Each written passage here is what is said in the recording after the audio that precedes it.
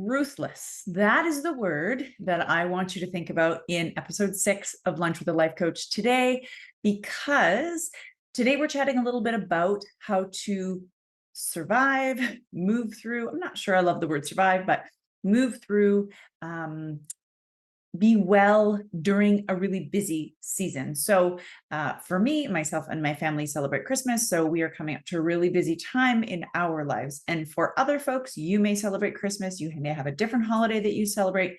And all of us have really busy seasons of life, right? Related to holiday or whatever else maybe. So how do you survive, thrive, move through, be well in a busy season of life? So I need you to think about the very first thing. We're talking and connecting, of course, to our calendar.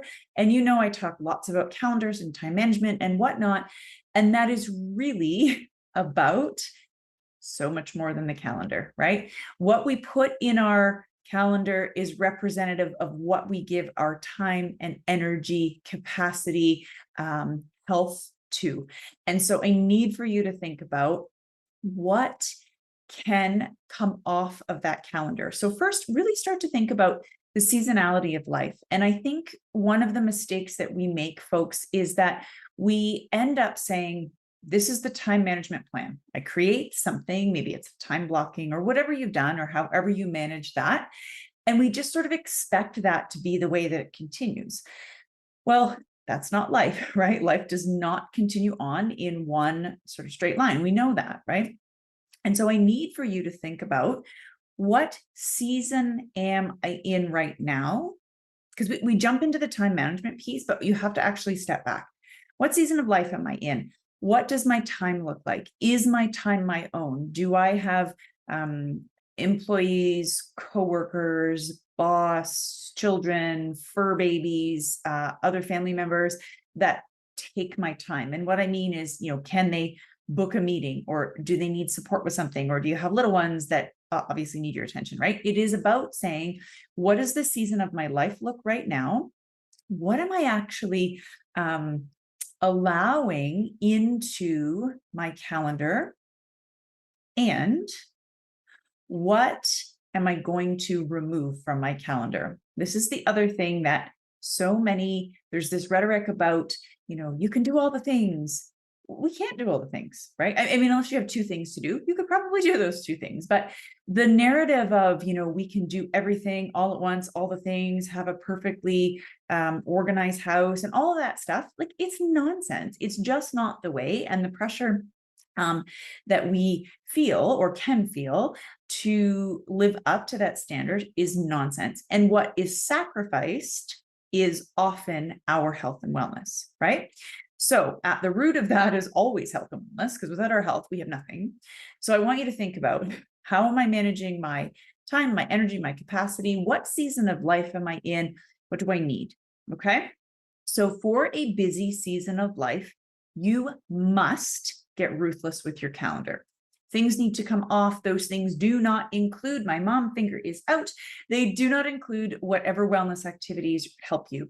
So sleeping, your proper hydration, your movement practices, your nutrition practices, all of those things that support your health and wellness are not the first thing, or ever, if possible, to come off of your calendar. So please don't look at those as something that's negotiable. Second, I want you to look at your calendar and say, what's on this calendar across the board? What are the different things that are here? Let's have a look with no judgment. Just step back, right? What are the things that are actually there? Who put them there and why? So are they there because they've always been there and you feel like, I'm going to pick some kind of random example. You feel like your curtains must be washed once a month. I told you it was random. It's not random in my life. I have 2 dogs. Look out the window. My curtains are always dirty.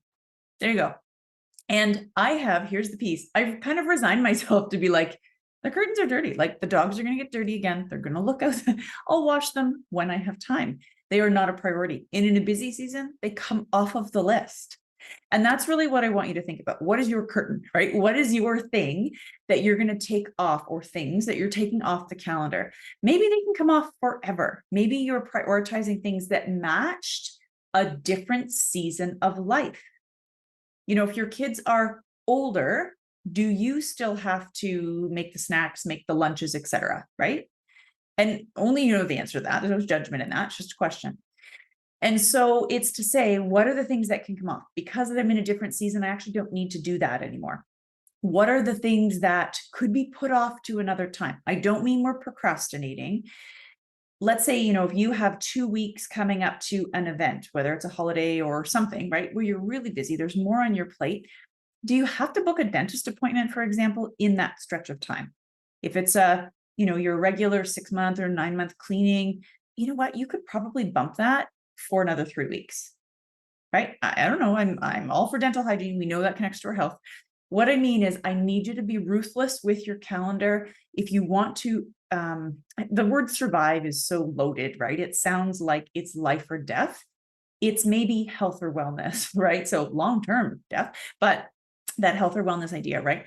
Will it support our wellness? Do I need to do it now? So it's to say, I got to get ruthless with what I will create space for, what is on my calendar, what do I allow to be on my calendar over this stretch of time. Okay. So what do you think? What are your strategies, or what are your struggles that you have in prioritizing your time? And if you are thinking about time in only minutes and hours, I want you to think about, maybe scroll back to or pop back to episode 5 when I talked about, when you're talking about time management, what do you actually mean?